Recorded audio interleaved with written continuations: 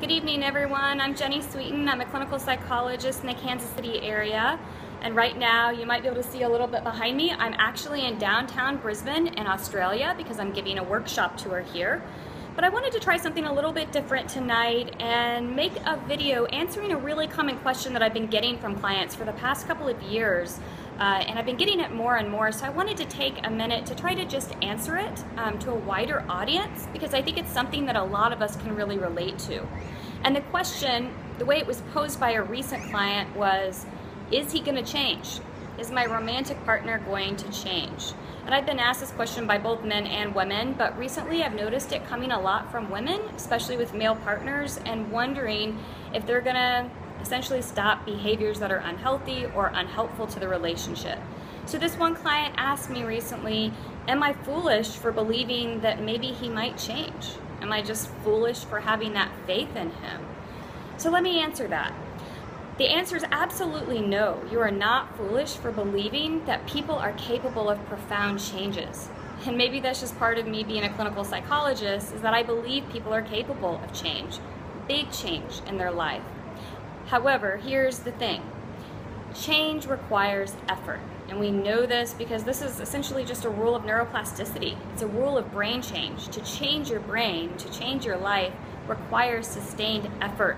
And a lot of times it's really hard and it requires a struggle. So it can be a difficult thing, but it is possible. So what you have to ask yourself is, what prompts somebody to be willing to put forth the tremendous amount of effort that's required to make lasting change? And I think a lot of times the answer to this is that whatever they're doing is just not working very well for them. So it's costing them something, it's making them suffer, something to that effect, to where they decide, you know, I can't keep going like this. That is what's required for change. If you notice that your partner keeps doing the same things over and over again, and you're really wanting them to change, but somehow they're not changing, then the reason is probably that somehow on some level what they're doing is still working okay for them. And so at the end of the day, we can't change anybody else, we can only change ourselves. But understand that, yeah, people can change if they're motivated to. And while it's not your role, and it's not even something you can do to change people, and it's not your job to try to prompt someone to change, one thing that you can do is you can explore, maybe even just with yourself, what this dynamic is that you're stuck in, what it looks like, and when they do this behavior, how do you respond? And what are you doing in response to that? Because sometimes, and this is not always the case, but sometimes it's the case that the way we're responding, by doing that, we're accidentally reinforcing the bad behavior. So here's a classic example. A classic example is a woman that'll come see me, and her complaint is that she feels like she's doing everything around the house, all of the housework, all of the laundry, all of the cooking.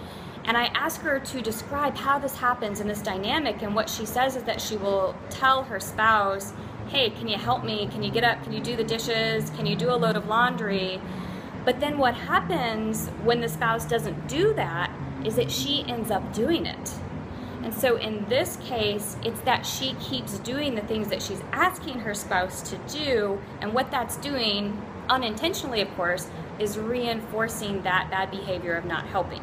So that's just one example. It's not always the case that we're doing things to reinforce certain behaviors, but that is something that you can at least check in with yourself about and ask yourself. And remember, the one person you can always change is you. Have a good night.